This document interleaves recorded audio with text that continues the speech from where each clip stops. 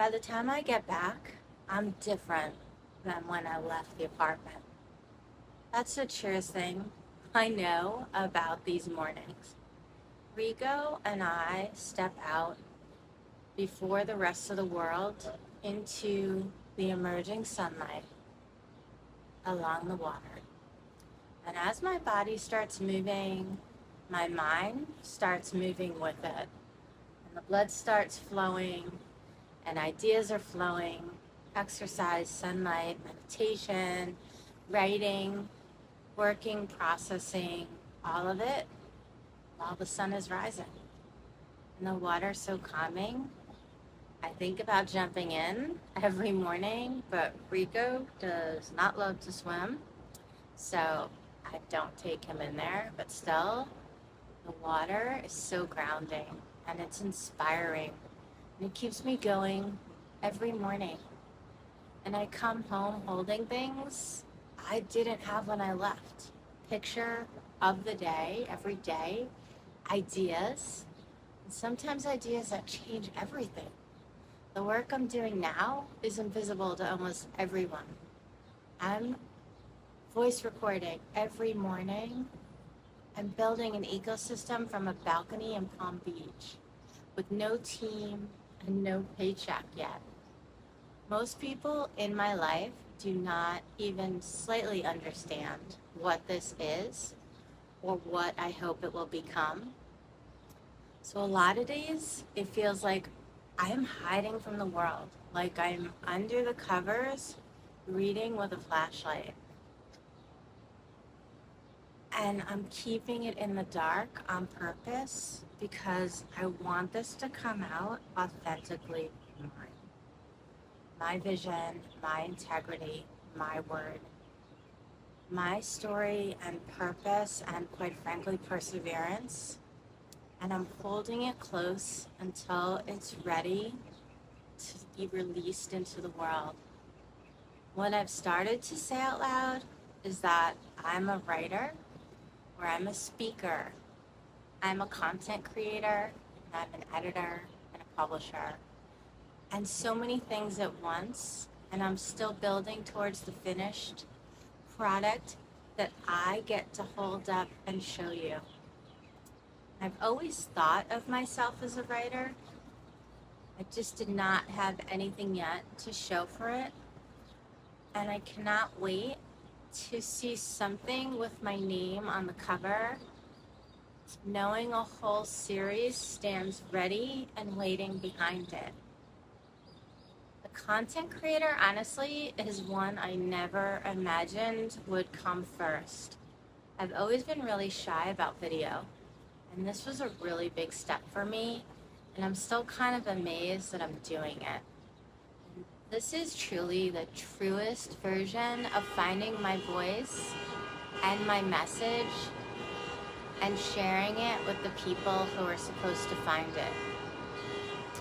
So where do I find the evidence that this is real when the outside world is not reflecting it back to me yet? I find it in myself, in my confidence, in my recaps, when I look at everything I've already made. This chapter is basically called More Effort, Less Clarity. I am putting in so many hours, more than ever demanded, and yet the path forward is not always clear. And there are days I know exactly what to do, and there are days, the next step, I have no idea. And you can never close the laptop.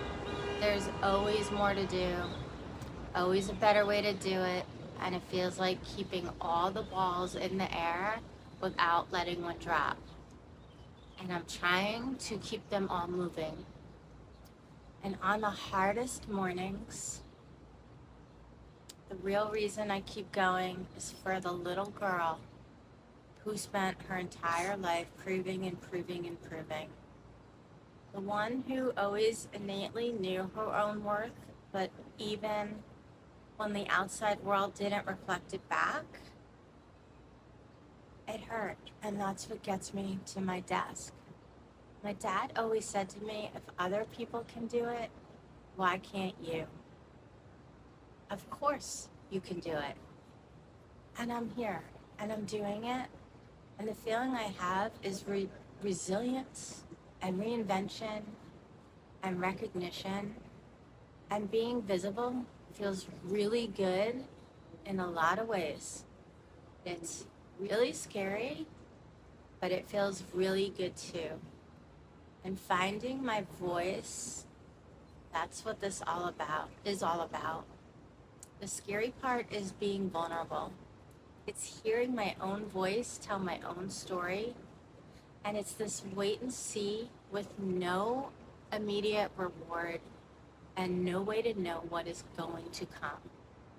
It's a little pang of anxiety and adrenaline every time I share. And what is just as scary is, what if this actually takes off? What would that look like and feel like?